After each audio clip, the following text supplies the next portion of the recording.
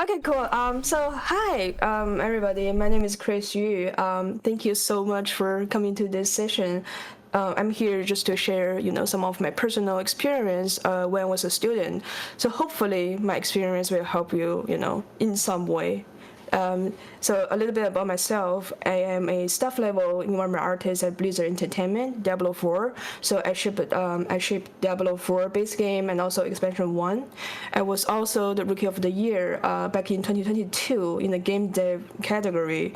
And lastly, I'm just like most of you. I'm a student at Noman before I was graduating in 2022. So yeah, it's not that long time ago, right? So I can definitely, I still have a student sense within me. So I'm here to share with you how, how the things, happened to me, like how did I thrive, into the industry, just some personal, experience. So here are the 4 topics I'm going to talk about today. First is my personal experience and the mindset how to improve as a student artist, because like when I was a student I struggle a lot how to improve with my 3D art. For me, because I don't have a really strong 2D background, so I basically came from nothing to what I am today.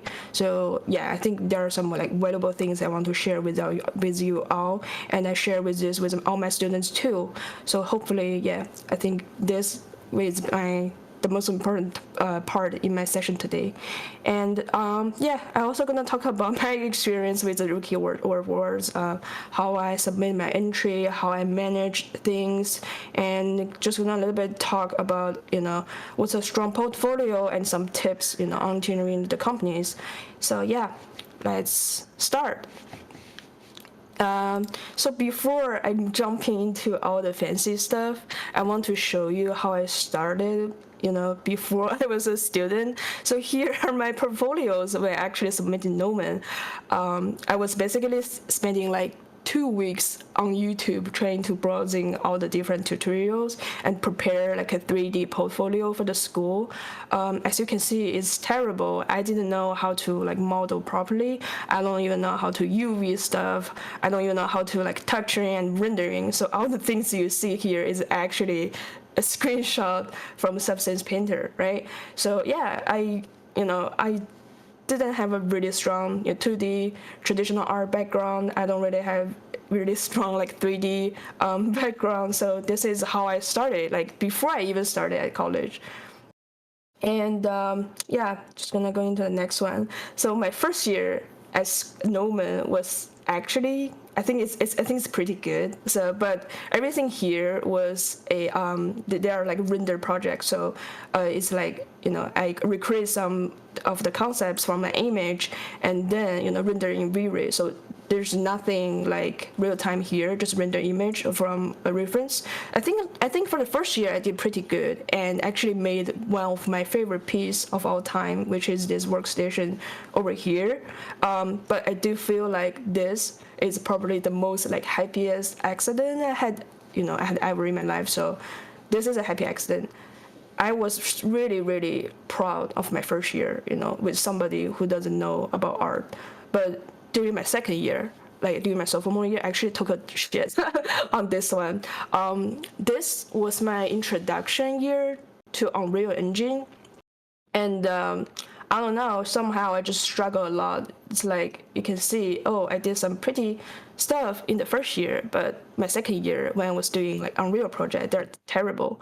I don't like any of them. Maybe this one, the middle piece here, is okay, but it's definitely not impressive, right? It's not impressive. I finished this one. The first one is terrible, and my last one, I never finished that in class. So that's the overview of my second year. Then I feel like really panicked because I want to sign up for the Rookie Awards. So I only have like less than 6 months, to prepare before I sign up for the Rookie Awards. So yeah, I basically had a panic attack about myself, like how am I supposed to, sign up the awards if I don't have like a decent portfolio? Because I want to be able to participate, in the Rookie Awards. I want to get attention from the industry. I want to get attention from all the art leads, recruiter, that kind of stuff. So yeah, that was a struggle in my second year. But during my final year, which is typically only 6 months, is because I went to the Rookie Awards. You can see something happened in between, this 6 months. So I did another 2 pieces within like 4 months, and I revisited some of my previous work, and polished that. You can see that's a huge difference between like this piece over here and that one, right? So it's basically like better camera, better composition, better overall texturing, detailing, that kind of stuff. So something happened in between my sophomore year and the final year. So what happened? I think it's just gonna share some of my thoughts on this. So I think my tips probably doesn't be helpful for everybody, but this is me when I was struggling as a student. This is the way how I improved for myself. So how to improve as a student artist? Like, here are the things I actually improved during my final year before I signed up for the Rookies. The first one is definitely finding good references and building up your visual library. As I just mentioned, I came from basically like from very poor to the foundation background, and to all the way I can be able to make some fancy 3D art. I definitely spent a lot of time doing research, looking at all the good artworks on ArtStation.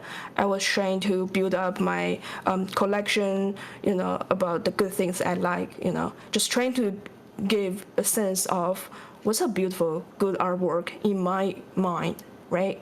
And then after the research, I always do a little bit like breakdown to analyze the artworks that I like. I think this part might be a little bit weird, but I promise you it's super helpful. So whenever I had a piece I like a lot, I will just copy that into Photoshop. I will do a little bit like overdraw in Photoshop, just trying to circle up like what are the things I like, what's the rules the artist applying here. For example, this piece has a really, really awesome like composition, but why? How did they structure their layout? How did they structure their composition? For example, are they using like the rule of thirds, that kind of stuff, right? So yeah, just trying to write down some things like that with multiple pieces, with every single piece you like. I think this is help a lot because as I mentioned, I have a really, really poor artistic background, so this part helped me a lot. I think the final part for some of the references is application, right? So as you are, breaking down all the fancy things here, you're analyzing all the good stuff here, I think the final step is for you to using the references and then recreate, about what you liked about this piece and then apply into your personal project. So the first big part might be a little bit ambitious or vague, but I promise you, I think it's really, really helpful if you're struggling about how to create like some fancy pieces. Because as a student, I think for me, especially for me, I have very, very limited knowledge about art. So looking at other people's stuff and trying to analyze, recreate that helped me a lot. And the second tip is time management. Okay, this part might be a little bit boring, but I just keep saying that to all of my students. I heard this a lot from my instructors when I was a student. This is really, really this is very, very important, everybody. This is really, really important. If you cannot manage your time properly when you're doing a project, there's a higher chance you'll probably just never succeed. So plan your stuff. I'm going to show a little bit more stuff in the next slide. But and the final tip is asking for feedback from everybody, from your peers, from your instructors at a regular basis. I even, get feedback from my work every single day. So do you know how important is that? I think when I was a student, I only get feedback like once a week because that's how my class, like my class was like once a week, right? But besides my class, I will always messaging all my friends like, hey, can you take a look of my art, and can you just help me give me some like feedbacks for that, right? I think another thing is worth mentioning is that not all the feedbacks are super helpful, right? There are some good feedbacks, there will be some bad feedbacks. So I think you, as the artist, is responsible for choosing what are the best feedbacks for your artwork. So here's the thing: if you're trying to like fix or change like all the feedbacks you get, from other people and trying to apply everything to your project, I think it's not going to be good. So as a good artist, you are responsible to filtering, all the good feedbacks and then apply them into your projects, not just like randomly like doing all the feedbacks from other people, right? So this is really important, just to keep that in mind. So here is a little bit breakdown of a 10-week project schedule. So I actually borrowed that from my friend Caroline. That's what she did, in class we had. So when I was in Noman, we always have like 10 weeks in a semester. So within 10 weeks, we are supposed to create like a 3D piece. So here is an example of how she worked through that 10 weeks. I know it's a little bit small, but it doesn't matter. So for the first 2 weeks, we are always doing like blockout stuff. We are always doing a little bit of modeling. And during week 3, we are importing everything into Unreal Engine, no matter what. If you didn't finish like modeling, that's fine. Just import everything to the engine, because getting things into the engine will give you like a huge benefits. So you can access to camera, you can access to lighting. I just cannot tell like how important it is. You can even have a little Unreal person, working around in the scene. So this is a huge benefit, than just modeling everything inside Maya and then import them to the engine. So no matter what, getting things into the engine by week 3 is super important. And after that, things get a little bit tedious. So during week 4 to 7, we are just getting down like all the textures, all the modelings into the scene. This part might be a little bit like tedious. I think for me it's the most tedious part, because I think at this stage you are basically just trying to get rid of all the blockout models. You are getting rid of all the white models, right? You're just replacing everything with texture stuff, with all those phantom models. So this part, you're just getting into things a lot, and also you will be, working back and forth, fixing stuff, changing stuff a lot if things doesn't work. So I think this part might be the most frustrating part, for the entire project, because it's going to be suffering. There's going to be a lot of like back and forth work between here, but yeah, if you just stick with your plan, just work through everything, I think you will be fine by the end. I think this part is also the most frustrating part, with a lot of students I met before. So bear with that. If it doesn't look really good, I think it's fine, because you are work in progress. But if you are sticking with your 10 weeks plan or whatever weeks you set into for yourself, I think it's fine. Just work through it, and in the end, I think you will be, happy about the result. So during week 9, 8 to 9, or even 10, this is basically like wrapping up your stuff, right? So if you get everything down, so now is a good time trying to polishing your lighting, polishing the details. For example, for me, I would do like a little foliage pass or maybe a third pass, and I will spend extra time, adjusting my lighting, spending extra time on post-process and rendering, setting, that kind of stuff. So this is basically wrapping up your stuff, right? This is the most exciting part for me, because it's time to show you result. I'm super, I'll be super excited to collecting all the screenshots, all the progress I made during this process. So yeah, that's wrapping up the work, right?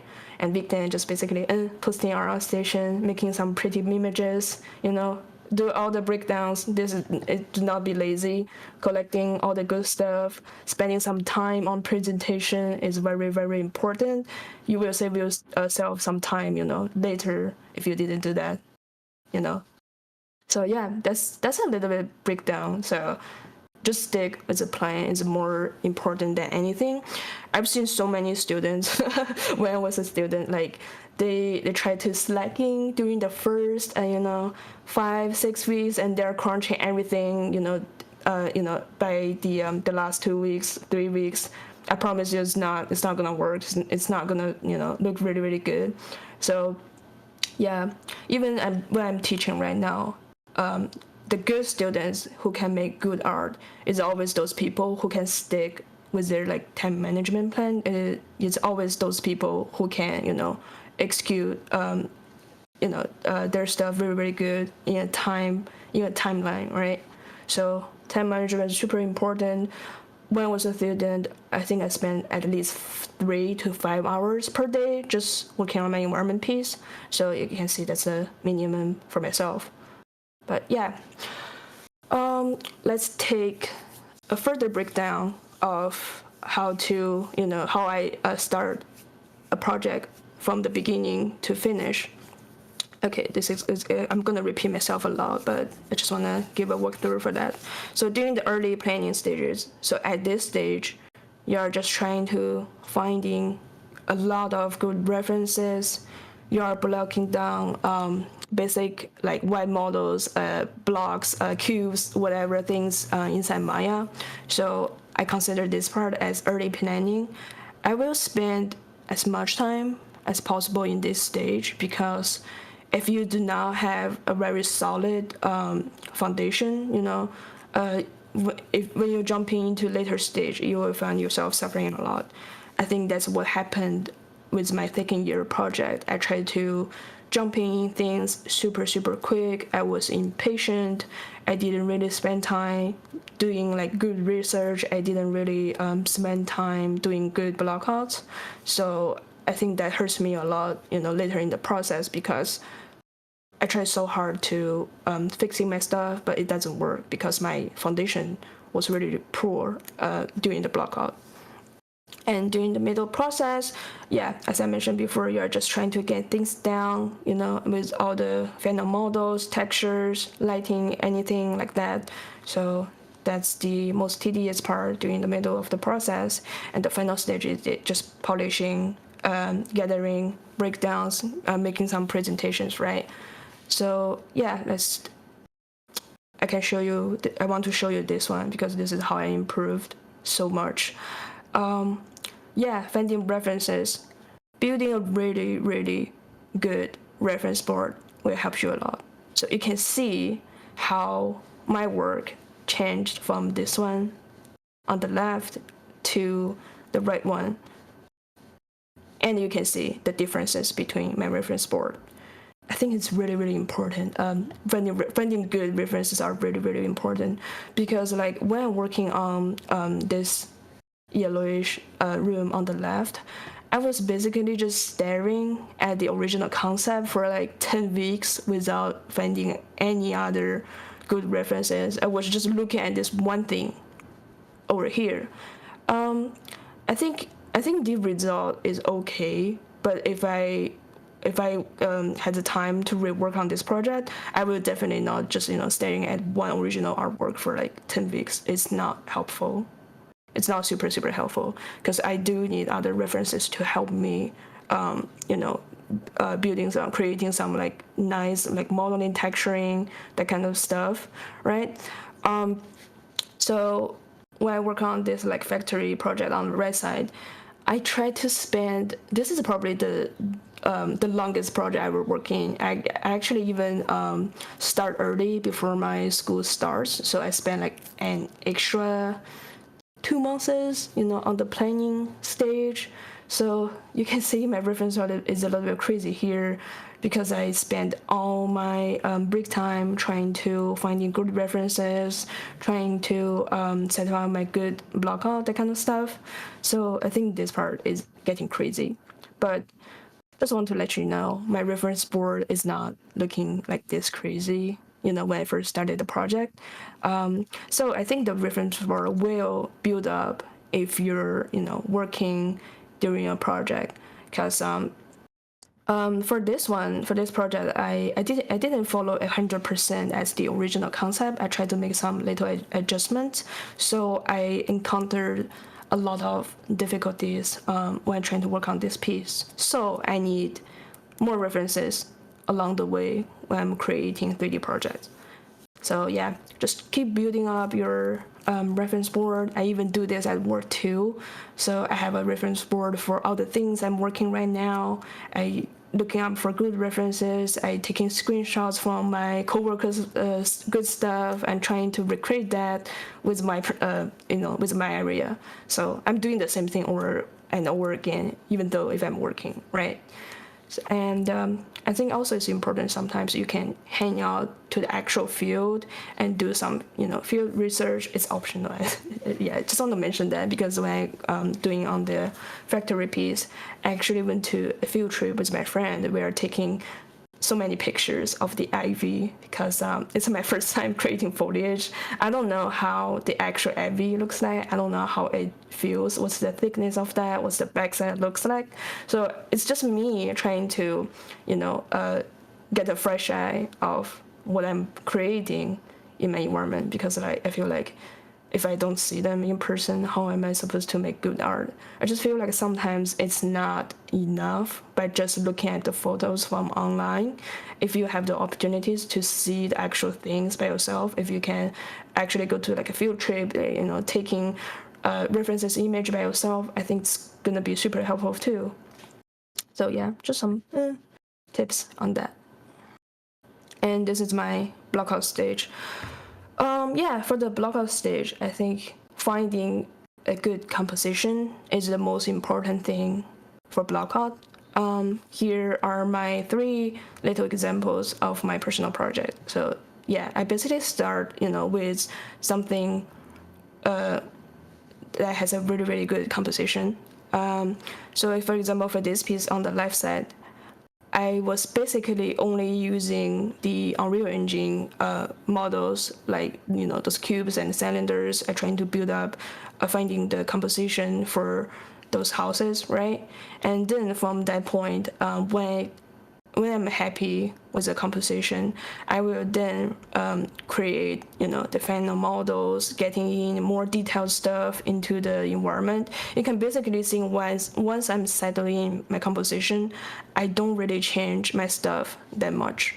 So starting from a really, really solid blockout will help you so much. This will save you so much time, later on. So don't be lazy at blockout.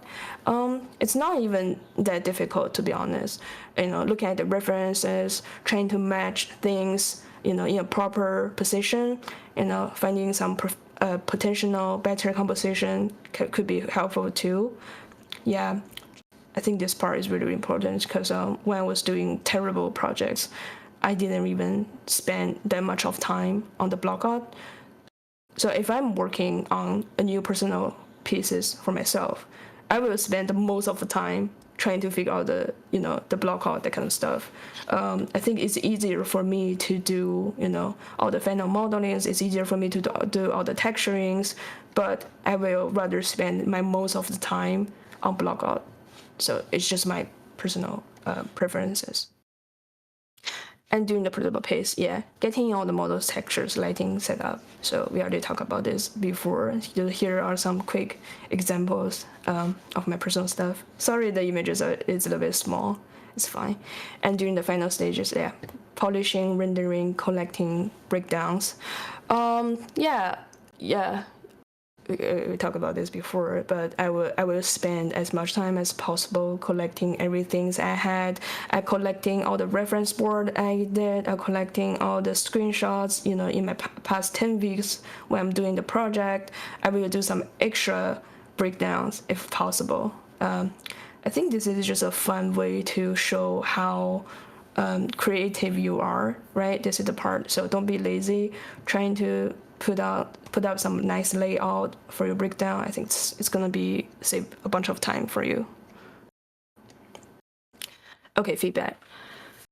Okay, so super important part. As I mentioned before, I think as a student, it's very crucial for you to get some feedback at least once a week. I think at least once a week from your peers, from your instructors. It's very important because as a student or as a professional artist myself in the industry, I still need feedbacks from people that's better than me. I still need feedbacks from my peers, who have a different fresh eye than myself. So getting feedback is super important. This is an example of my friend when I was working on this factory piece. This is the feedback he gave to me. You can see it's like really nice breakdowns about my current progress, and he's also referencing the original concept art and breaking down some of the lighting setup for me, right? I think this is super helpful. This is a really good example of what is a good feedback. So if you are a student looking for something like that, right? Looking for some things like that. But just to re-mention that again, I'm not changing everything he gave to me in this breakdown, in this like feedback. I'm trying to filtering what are the things I need for my project. I'm not changing everything he mentioned here, right? So yeah, get some good feedback on a regular basis is very important, right? Yeah, just working on that, be able to filtering some of the noise from the feedback. And yeah, I think I might be a little bit jumping a little bit faster, but I can show you. Here are my personal thoughts on what's a strong portfolio for entry level. I think for student level, you already have 3 to 4 pieces are good enough. I think 5 is okay too, but I wouldn't exceed anything than 5, because the more stuff you're putting on your portfolio, there's a higher chance that people will find you like weakness, whatever the thing behind your portfolio. So I think 3 to 4, 5 pieces are good enough for like entry level portfolio. And yeah, you want to show some really good artistic choices. For example, like composition, storytelling, and lighting. I will do a little bit of breakdown after this slide. And I think the most important part is your craftsmanship. Like, for example, what's your best skill if you are thinking yourself right now? Are you good at modeling? Are you good at texturing or sculpting? That kind of stuff. If you cannot do all, that's totally fine. It's normal. You're not the perfect. I'm not the perfect. I think, but at least you need to focusing on one skill. That way, will make you, outstand from the crowd. And that way, you make you like the top, among the other student artists. I think for me, I was really good at level art. So basically, like composition and lighting was my best skill. I have to be honest. I was terrible at modeling. I was terrible at texturing. I can't even do sculpting in ZBrush. I hate that software. But the only skill I was pretty good was like trying to assemble scenes into a final image. So I was really good at lighting and composition. I think this is my best skill when I was a student. And even now I'm a level artist right now. So yeah, I'm doing what I was good at when I was a student, right? So you need to be able at least have one skill that's really good. Yeah. Okay, I probably shouldn't talk about this, so I'll just go to the next slide. Yeah, just a little bit tips on the Rookie Awards. This is a question I got from a student. This student asked me like, why do you think you won the Rookies finalist or the champion? I think the number one factor again, put the best quality of your works on there. So these 4 pieces are my submission to the Rookie Awards. This is my top 4 along the 3 years of my program. You can see this little typewriter station. I did that in my first year. And yeah, you don't want to do NDA stuff. I don't want to do NDA talk here. So and that's the second piece. During my sophomore year, I revisited this piece and did a little bit polish. Yeah, and the last 2 pieces I did in the last years, right? So this is a collection of my 3 years of hard work, right? I'm not into rushing to build 4 pieces in my last year. I think it's gonna be really, really pressure. It's gonna be tough. But if you are consistently building, work hard like during your school, you will find a piece or 2 or even more before you graduate. So you do have some really, really good options, before you started doing like demo reel, that kind of stuff. So these 2 pieces are my demo reel, right? Are my demo reel pieces. So yeah, it saved me a bunch of time to for the rookie awards for myself as well. I think one good thing about my portfolio is that I try to make them look as much different as possible. I have a good variety of the styles or the color palettes, if you say so. So each of these, they look a little bit different, even though they probably share the similar genre, but the feel it gives you is a little bit different, right? Because I try to apply different colors in those 4 pieces, because I was aware of what are the pieces I'm going to put in my final portfolio or the rookie awards. Do I need something else? I'm always thinking about, hey, what's missing in my portfolio? What do I want to add in before I sign up for the contest, right? So keep thinking about those before you actually jumping into a new project, because do a little bit of breakdown is going to be super, super helpful. I think before the rookie awards, I actually had a one-on-one session with my instructor. I was trying to talk to him, hey, here is my plan for the rookie awards. Like, I only did 2 pieces over here, but I probably need 2 more environment piece. I probably need 1 exterior, because I never did good on exterior piece, and probably another, and I don't know, semi exterior. I don't know what is this. Yes, it's still interior, but it's like yeah, it's a little bit exterior anyways. So yeah, I had the idea of what I want to assemble as my rookie's portfolio or my final demo reel portfolio, right? Just, keep in mind, just write down the things. What do you need? What's your plan? And show them to instructor, and they will give you like a nice suggestion for that. Because I think I when I showed him my plan, I have other 3 to 5 pieces that I might want to submit with the rookies. I actually put like characters, I put like animations, that kind of stuff. And he's a person who told me like, hey, maybe just trying to focusing on environment instead of putting all the noises, for example, like characters in your entry, right? So yeah, I focus on environments only. That's the only thing I want to do. So I create 2 more pieces with a certain amount of time, right? So yeah, finding what you are interested in, find what you are going to present to your future recruiters and art leads, that kind of people.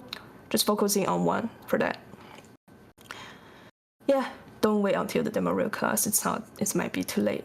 Okay, sorry, just going back really quick. I think here's another thing I hear a lot, when I was a student. Some people are struggling about, I'm not sure what I want to do in the future, so I'm going to try out all the different things. I'm going to try out environment, I'm going to try out character, I'm going to try out, animations, and I'm gonna see what I came up with during my final year. I think it's not, I wouldn't say it's a bad decision, but for me, I think it might be a little bit late if you are trying to deciding what do you want to do in the last year, because I want to be an environment artist, before I go to school. So my goal was super, super clear. Like, I want to become an environment artist. So I built up like a nice selection of pieces, in my first 2 years, and then I built the last 2 pieces during my final year. So I think if you can, try to figure out what you want to become in the future as soon as possible. I'm not going to say it's too late for you. I'm not going to say it's not good, but I think it's better if you have a goal from the start, right? So you can work through your goal with all the time you have, with you're not rushing in the last year, right? So yeah, the second part, like the second part again, presentation. So when I created my rookies entry, I studied all the previous rookie awards entry that's available on their website. I was looking at every single winner's entry back in 2021 in all the different categories, game dev, animation, concept, whatever they have on the website. I look at every single them and trying to study the presentations that the past winners did. I think it's very, very important. I think if you sign up for the rookies info session, I think they will talk about the same thing, because that's what I heard when I signed up for those sessions. Yeah. So when I did my stuff, I created my entry post since day one when the rookie starts.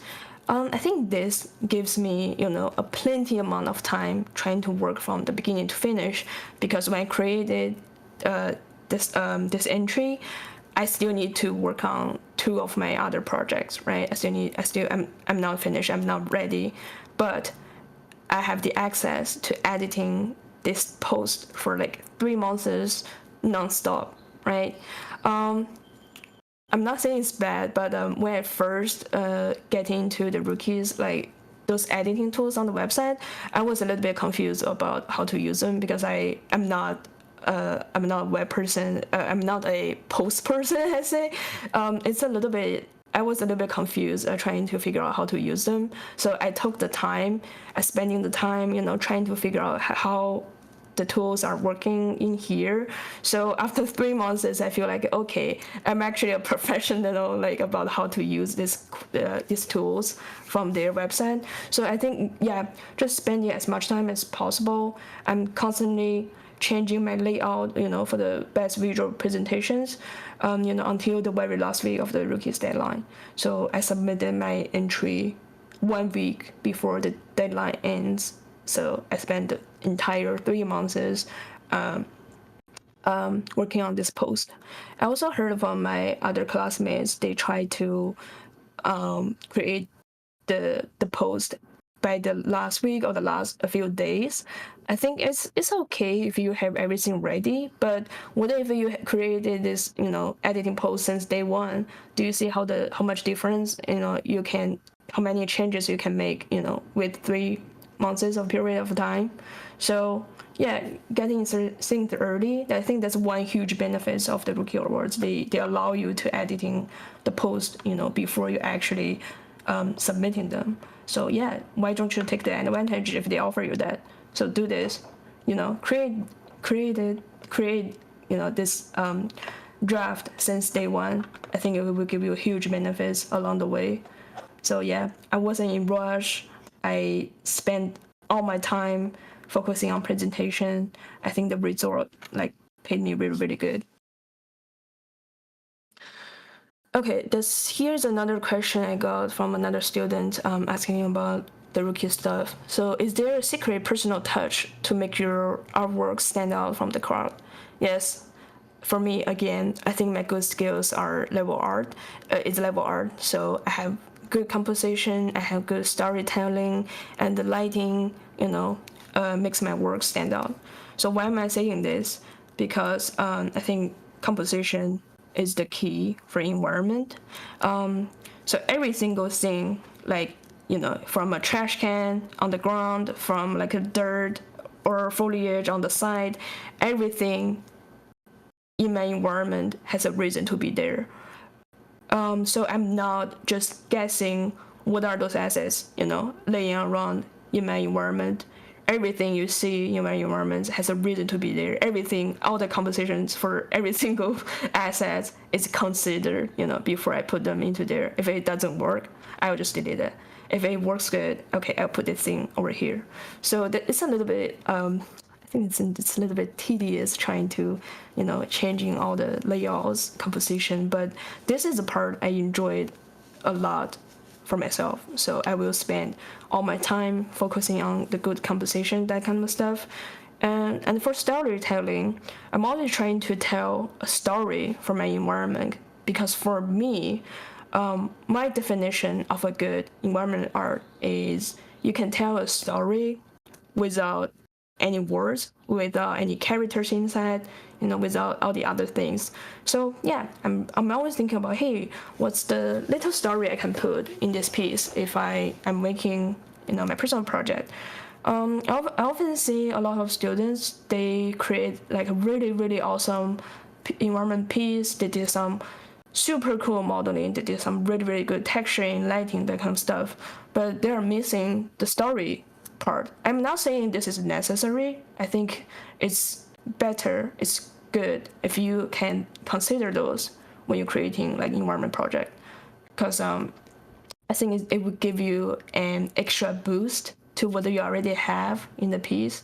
So I was asking that student, hey, what's the story behind this? I see some cool stuff, but you're not pushing the limit of that. So I asked that student trying to think about some stories and put a little bit more extra details, into your work. So that student came up with, some extra, for example, like blood and dirt and like documentaries on the ground, like pieces of papers on the ground. They're trying to create some type of horror creepy story here. I think that works. Yeah, and I will spend a little bit more time, when I'm doing polish stage.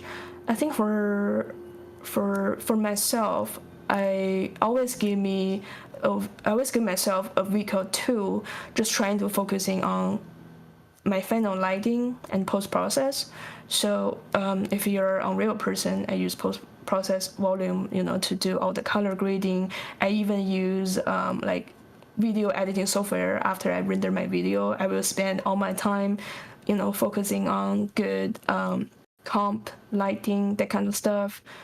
Yeah, I just spend those extra time, trying to kick my environment to another level. I think I can show you my stuff by the end, like how different it is from my final render, between like the raw render and my edited render. So for the starting part, for example, this factory scene here, I tried to add some stories into that. I built up a little tent, and I was putting some like food cans and a bucket of wood pieces alongside the tent. So I'm trying to tell a story like about, here is somebody lived in this abandoned factory before, and they try to build up little home over here. They're trying to use these wood pieces for like fireworks maybe, and they have food cans on the shelves. So that's the story I'm trying to tell. If I get rid of this tent and the bucket and the cans, this is I think the environment will still look pretty, right? It will still look pretty, but I'm putting like a little tent. I put some extra stories here, and this become my focal point. That's my focal point. That's my focal point. So I'm giving another thing you can look at in my environment. It's not just like pure nature, but I was putting something else, as my focal point, right? So those are my extra stuff here.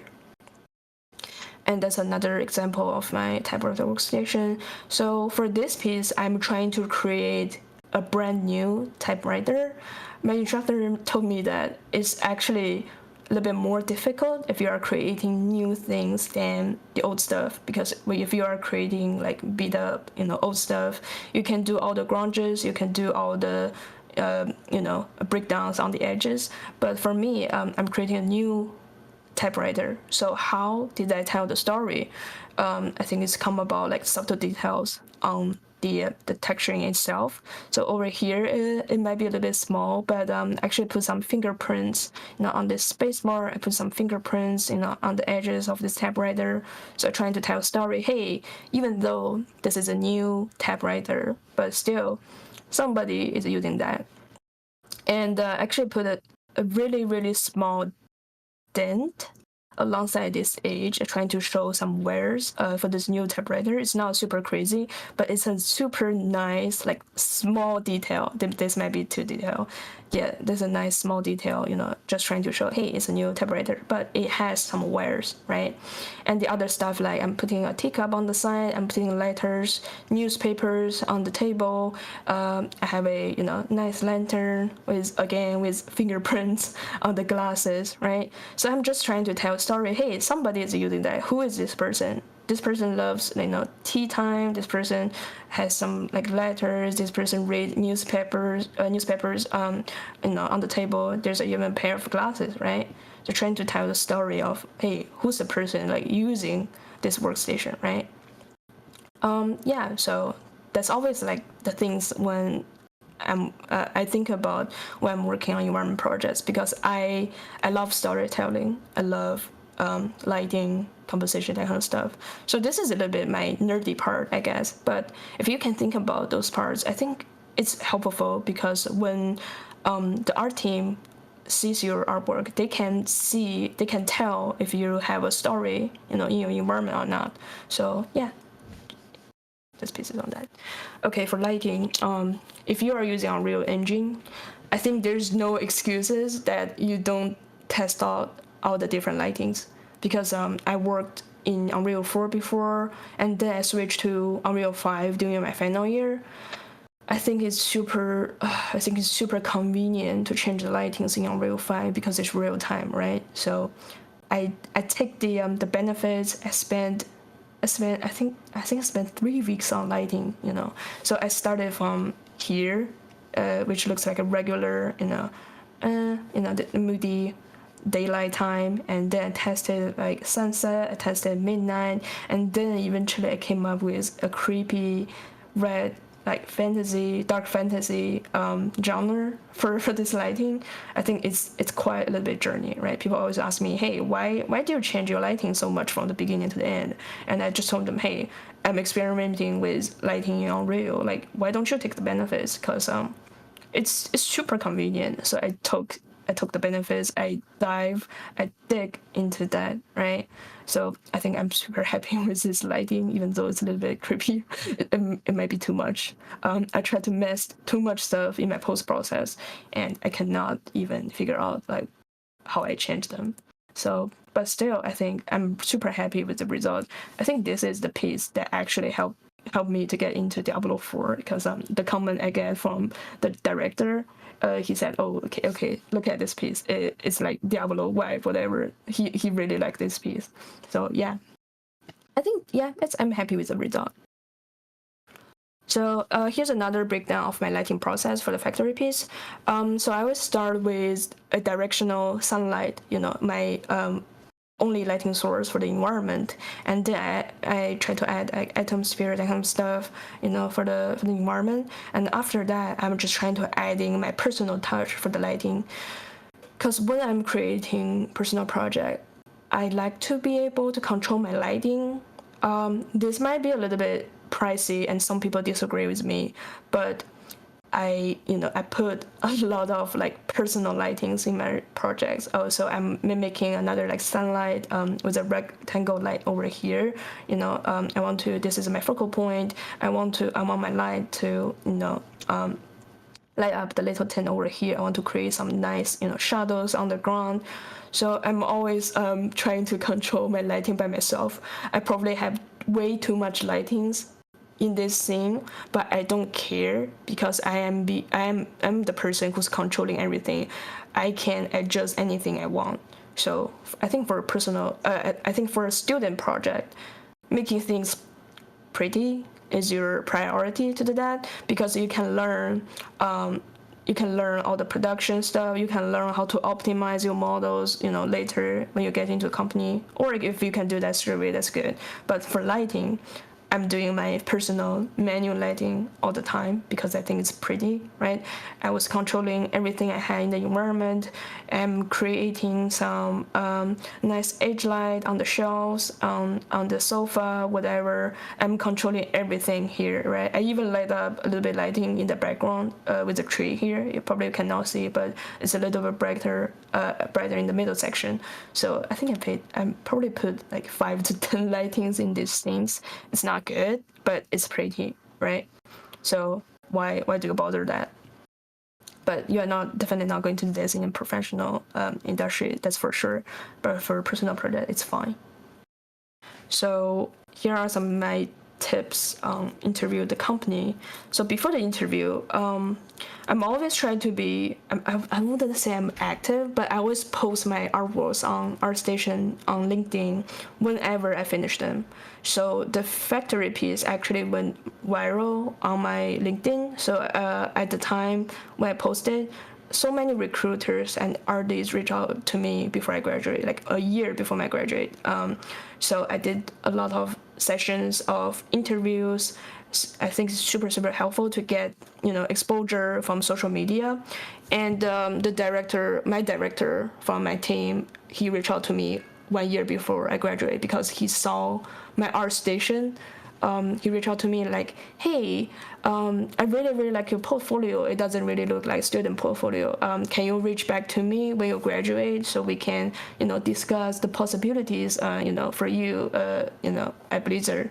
So, yeah, I think that one ArtStation post just made me, get in touch with some directors or at least on, LinkedIn, that kind of stuff. So posting stuff on those platforms are really important. That's where the professional people will look at all the time. So do not wait until your last year. Just keep posting. If you're a student, I'm always posting my stuff whenever I like them. If this thing doesn't look good, I can take this out like later, right? But taking the benefit of posting things early, posting your stuff on the social platform will help you a lot. So for me, I never submit any applications through their website. They just send me a link like, hey, we want to set up a schedule. We want to set up interview for you. What's your time for that? So I didn't wait for like 2 to 3 months, just waiting the process to get started. They are the people who want to reach out to me. They want to interview me. So I save a bunch of time, during the interview process. So that's a huge benefit. Just building up connections from LinkedIn. So I think this is optional, but networking with recruiters or people on LinkedIn, I think it's a little bit difficult. It's a little bit difficult for me because I'm not a social person. But if you're a student, if for example, if I want to reach out for Kris, I'm going to say, hey, I'm a college student at blah blah school, and I really like your artworks. I want to become an environment artist. Could you take a look, of my pieces and give me some feedback? I think send them a message is so much better because there are some random people trying to add me on LinkedIn every single day, and I don't know them. I will ignore like everybody. I'm sorry. But if I see somebody, send me a message like, hey, I'm from the same school. I'm an art college student. Can you help me with it? I will say yes. If I see that, I will say yes. Okay, show me your stuff. If I don't see any like messages, I don't know you. I'm not gonna add you, right? So send some message if you want, but please be polite. If you don't know them, if you don't, just be polite, to everybody. You don't want to be harassing them, if that's the word. You don't want to harass them. You don't want to be rude. You don't want to leave a bad impressions on those people, right? So be nice. Just reach out nicely, send a message to them. If they are nice, they will reply to it. If not, it's okay. You're not losing anything. Just trying to reach out to somebody else. Oh, oops, sorry. And prepare some mock interviews. I actually did this a lot, because we had a mock. I think we had a portfolio class, and that's basically helping us, do some mock interviews before we graduated. So I think for me, I think the most important part is trying to remember, trying to do like a nice introduction, like why you're interested with this studio, what's your short-term and long-term goals. I think those are the most common questions that's going to be asked, if you go to interview. So that would be the parts I will prepare before I go straight into interview. And the last tip, maybe not the last, I actually have one more. Check your portfolio before you submit your application. Okay, just as I mentioned, if you were terrible, at collecting stuff and doing presentations, if they are not good, rework on them. Okay, this is your time. You need to pay back when you were lazy, right? So yeah, rework on some good presentations. If they're outdated, if you have new things you can put up, do that. Don't be lazy. This is the most important stuff, in your student life, your portfolio. Spend time on that.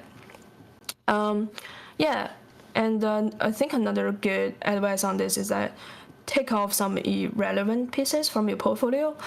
There are a lot of students reach out to me and ask, hey, I want to apply for a 3D, environment role, but I also have 2D stuff I did as a student.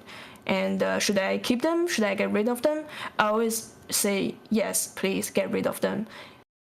I think the only time if you want to put your 2D pieces is that if you have a professional quality of 2D artwork.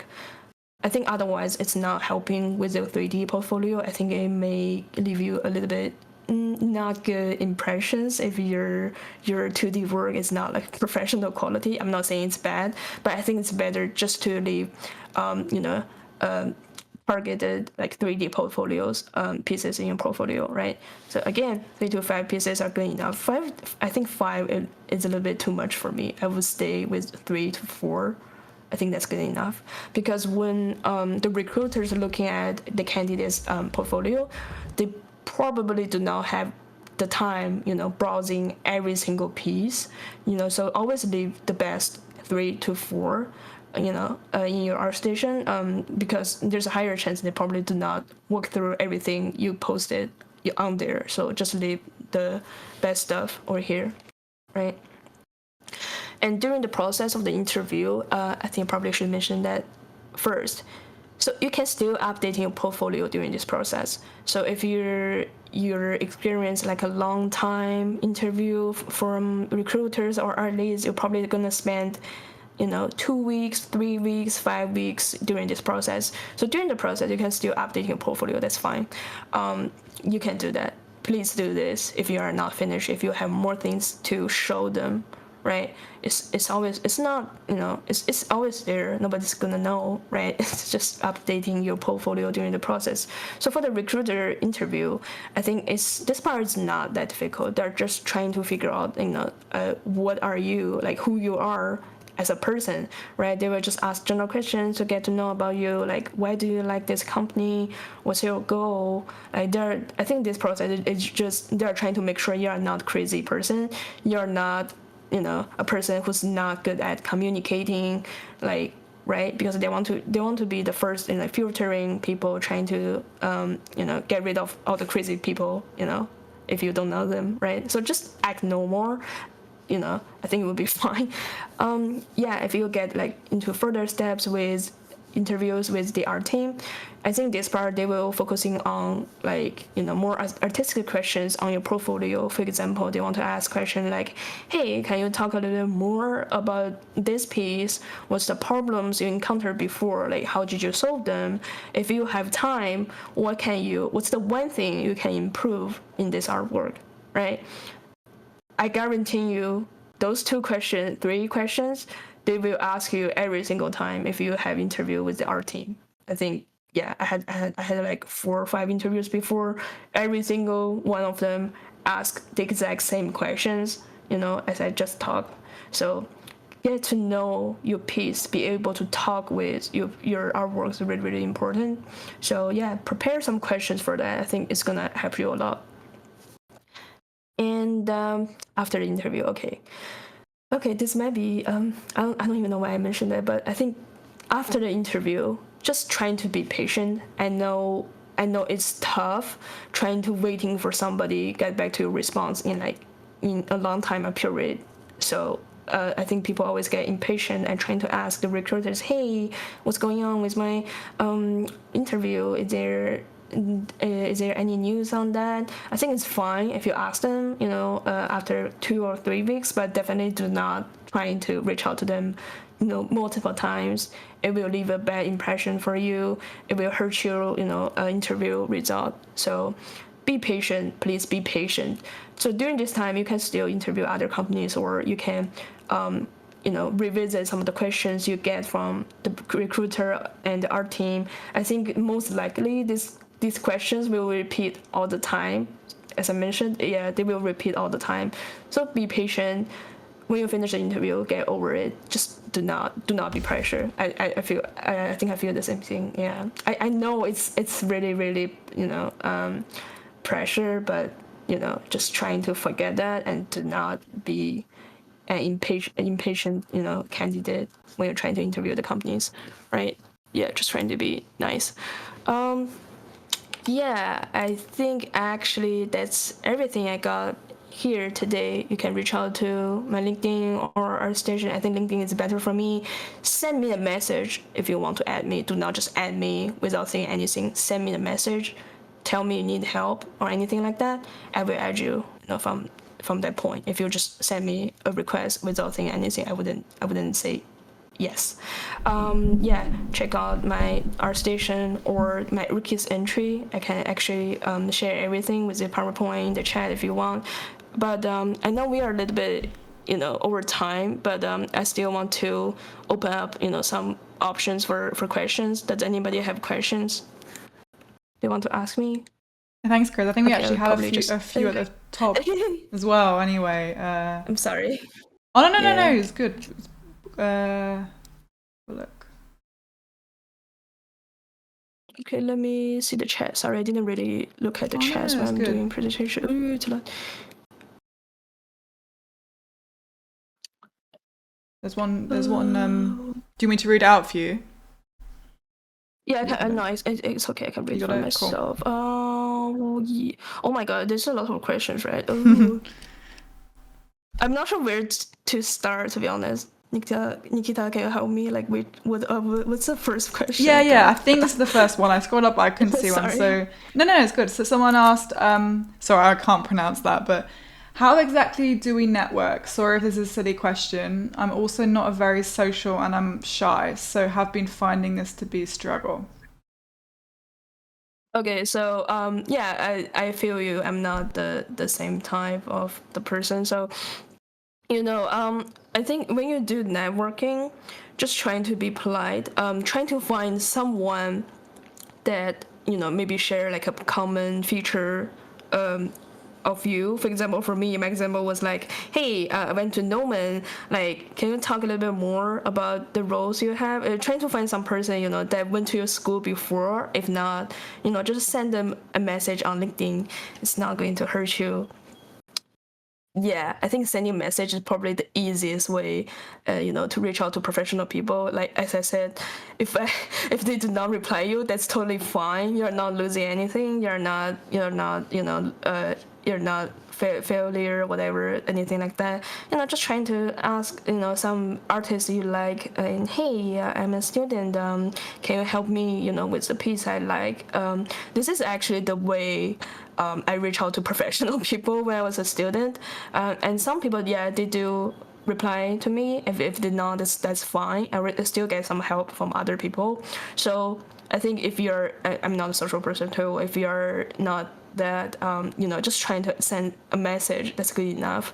And also I went to like GDC only one time, but I met a lot of people over there, so I built up a little bit connections during the event. I think it's helpful. It's super helpful if you see those people in person, right? If you cannot attend the event, that's fine. Just as I said, sending messages on LinkedIn is probably the most efficient and polite way, to ask people. I think that's it. Yeah, cool. I think that just starts now from Nibir Khan. I'm really sorry if I said your name wrong, just near the bottom. I think that's where it starts from now. Do you see the purple name, Nibir Khan, under where I put the video? Oh, you're an incredible lighting artist. Do you have any advice on how to improve lighting skills? Any good tutorials course come to mind? Okay, this is a really good question. So when I trying to study lighting, I always trying to see black and white film. I forgot the website I use, but there are multiple websites from online. They actually share like all the good screenshots from movies, that kind of stuff. They will create like color palette for you, that kind of stuff. I forgot the website. I used to use that when I was a student. But if you are trying to find like good lighting stuff, just trying to study, all the good lightings from movie. I think that's the only way. That was the only option I did, because I don't really know how to do that. If you look at my projects, I think they are all a little bit like movie like feeling, because that's the feeling I'm trying to create. I want to create something within the frame that looks like a movie shot. So that's my mindset for that. If you're looking for like good lighting stuff, just study like the movies you like. For example, I look at the I'm a huge fan for the Blade Runner. I will study their lighting. I will study the lighting. I will study the composition for that. Just trying to look up, some good movies. Everything's already in the movie, so you don't have to do the hard work. I mean, probably you need to do the research, but all the good stuff is in the movie. So that's my way how I learned, lighting. I think it's super helpful. Those are already like really, really polished, good lighting on the comps. So yeah, that's the answers for that. Hopefully it's helpful. Yeah. Okay, let me see the second question. Question for the end. I have a portfolio piece of a camera going through a house environment and importing into Unreal Engine, but my renders of each room from Blender looks better quality. For breaking down the piece on ArtStation, can I use my Blender renders for still shots, or should I focus on making still frames on Unreal Engine instead? I think it doesn't matter, to be honest. If the Blender renders are better, use Blender. So don't try to limit yourself into one program, because we all use like multiple programs. Yeah, if you can do like better shots in Blenders, yeah, do with Blenders. If you want to do something else like a movie in Unreal Engine, that's fine. I don't see what's wrong with using both of them, or picking the better one. So that's the answers for that. Could you share my LinkedIn file again? Yes. That's my LinkedIn. Okay, I'm going to the next question. Can you suggest some good non-mainstream source to learn lighting? Oh, I think I tried to answer that before. Just looking at the movie stuff. Did I learn Unreal Engine by myself? I think if I am you as a student, I would probably go to Udemy and try to search Unreal Engine class. I think that's how I learned my first like modeling and texturing class, because like the classes on Udemy is really, really cheap. It's only like $9 if you wait for sale. Yeah, wait for sale. It's not on sale right now, but it's only like $9, for like a 3-hour, 10-hour, 12 hours tutorial. I think it's really, really awesome. I'm not going to tell you what are the best tutorials. You need to figure out by yourself. But yeah, look at the time, look at the review. I think Udemy is probably the cheapest and the best resource. It's a little bit shady, to be honest, but it's for beginners. I think it's fine, right? This is how I started as an artist. I use them, through my student time, because I don't have the money to pay a fancy class. I don't have the money to get some extra tutorials, that kind of stuff, because my school tuition is already too expensive. So I go to Udemy. I look for like good tutorials for that. Yeah. Okay, I think I see the question. Oh yeah. This person, you skipped my question of my putting again. I'm good at lighting, drawing, and CG part, but I'm confused. Where should I use my skills? I have interest in a lot of fields like lighting, concept art, 3D animation. How can I decide one field? Okay, if you are confused about yourself, it's okay. You want to explore, everything, but I would say trying to make the decision faster. I cannot decide, which you want to do in the future, but yeah, trying to work on like everything a little bit. But I would say do not spending too much of time. If you're a student, you don't want to wait until the last year, before you graduate. It's okay if you're confused, but I think the best way is reach out to your instructor and trying to talk to them. Hey, here is the things I'm struggled a lot. Like, can you help me? Can you break down all the different industries? Can you break down a little bit what are the roles like? So you are the person making the decision, not me, and you should not ask people to make decisions for you, but you can still reach out to different people and ask about, hey, what's this industry looks like how do you do your daily works from day to day. So get a little bit insight of how the different roles works like is probably gonna help you a little bit. Yeah, I think that's a tough question, to be honest, but this is a question you need to figure out by yourself. I'm sorry if it's not super helpful. Yeah, okay. I think another question from Tien Pham, if not reading correctly. I'm switching into games and was wondering if you think it's worth to apply for the rookies with only one environment, or wait till the next year with 2 or 3 pieces. Okay, this is a really good question. I think the rookies people will say, hey, don't wait, just submit, your entry anyways, because you can only submit the rookie awards when you were a student. So that means you actually have 3 opportunities or 4 opportunities if you take bachelor program to submit your portfolio. I think, yeah, just submit one piece and they will give you like a ranking anyways. So I think the process is like they will give you like a little certificate and trying to tell you what level are you in right now, like A, B, C, D. I forgot the everything, but I forgot the rank. But yeah, just apply it. There's no holdbacks for you to not apply them. You can still use the same piece, next year as well. Yeah. So yeah, just submit it, and you can get feedback from the professional people. So take that. Can we see you talk? Okay, that's my student. Okay, no, not yet.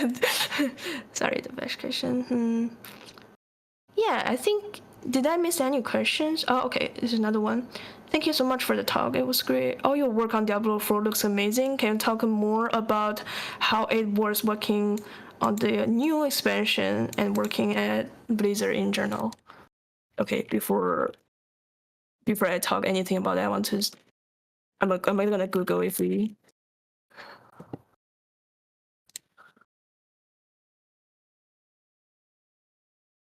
Okay. Yeah. So your expansions, yes. Just trying to make sure I'm not talking about NDA stuff. Yeah. For me, I actually did not work on too much things for the base game because when I joined the team, they're already wrapping up all the works. So I only have a few stuff, when I was onboarding. Yeah, so I had a super chill time. I was focusing on my little scenes. But when it came to expansion 1, I actually have so many opportunities to do like really, really fancy stuff along the way. So I spent like 1.5 years, if I remember, is it 1 year now, 1.5 years, working on the expansion 1. So this time I get like so many full scenes. So I started, collaborating with artists from the other department. So at this time I was still an associate artist, right? So I actually struggled a lot with the feedback I got from different like art leads, directors. There are some mistakes, I made a lot during the process. Like I screw up some of the feedback. I screw up a lot of things. It's fine. I was an associate. Like people will help me to work through everything. But my daily job was just like, hey, I'm building up this level art with all the assets I have from other artists. I'm doing, layouts for the level. I'm doing terrain painting. I'm doing foliage for the stuff.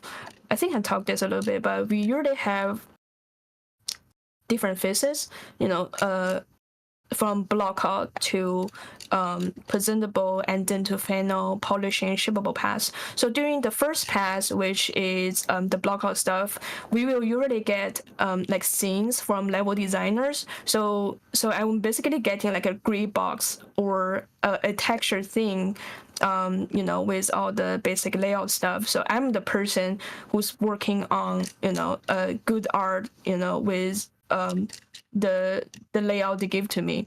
For example, we are using a thing called num-mesh. Okay, let me just bring up Epic Pen super quick. So, for example, this is workable. This is non-workable, right? It's basically the things that's basically the thing that I get. Hey, you can work on anything in the non-workable space, but the workable space should be clear, it should be nice, but everything in this part I can go crazy with that. So that's my process. Sorry, Kris, I meant to be sharing your screen. Sorry, just checking. There's not sharing a screen at the moment. Oh no, I'm so sorry. Oh. That's all right, don't worry. I'm so sorry. Yeah, so here's an example. Like, this part is not workable, and that's the workable space. So I can do anything I want in this space. I can do a fancy vista, I can do foliage with trees, I can do like rocks on the side. I'm so sorry. But yeah, this is how I work as a level artist. I think it's really, really fun because it's easier if things are already laid out for you. So I'm getting like stuff from level designers, and me as an artist, I'm follow their layouts and trying to work on the top of that. Yeah, I struggle a lot, but I think it's fine. It's really fun to work with like pieces like this. So I'm not creating any textures, I'm not creating any assets, I'm just playing like Legos in the scenes. So I enjoy that a lot. I'm not doing lighting as well. We have like dedicated lighting artists, so I'm basically just placing all the stuff inside the scene. And other artists like interactive, they will put like props in here, and lighting artists, they will do like lighting pass for me. So me, I'm just putting stuff in the scene. That's it.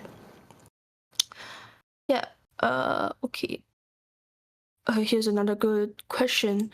What's your thoughts on using Megascan or the third-party assets? How important it is to have everything done by yourself or in OpenAI?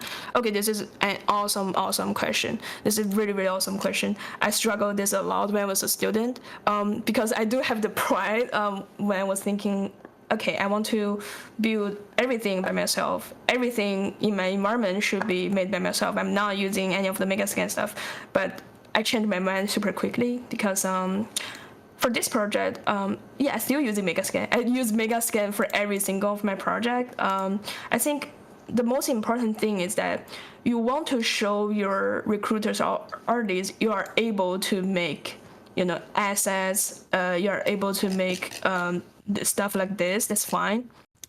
But using like Megascans or third-party asset doesn't hurt you. Actually, it's better because when you're working in the industry, it's most likely you're working with other people's assets anyway, right? If you're not like a asset artist. So yeah, be able to working with the assets from Megascan. I think it's okay because, for example, I'm not modeling every single scene, every single little stuff in the environment, especially for this.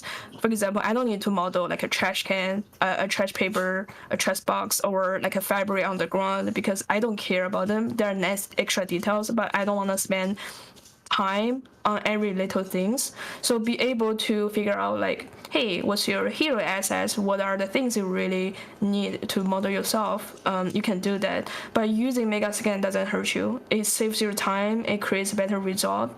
But I think one thing it's worth mentioning that you need to be able to incorporate your own assets with Megascan stuff. You don't want to look them like super different. You don't want people to spot, hey, that looks different. That looks like a third party like assets. So you need to able to blending things nicely. So that's another skill. You can blending things really, really good, by using Megascan and your personal assets. So yes, use them, please use them.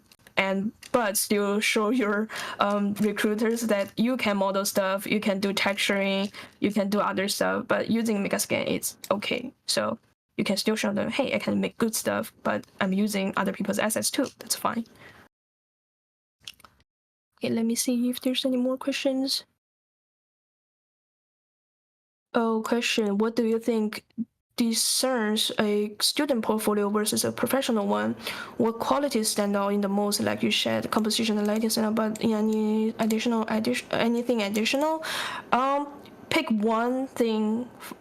Pick anything from modeling, texturing, or sculpting. I think those three are the most common things that recruiters are looking for. You need to at least have one skill that's really, really good.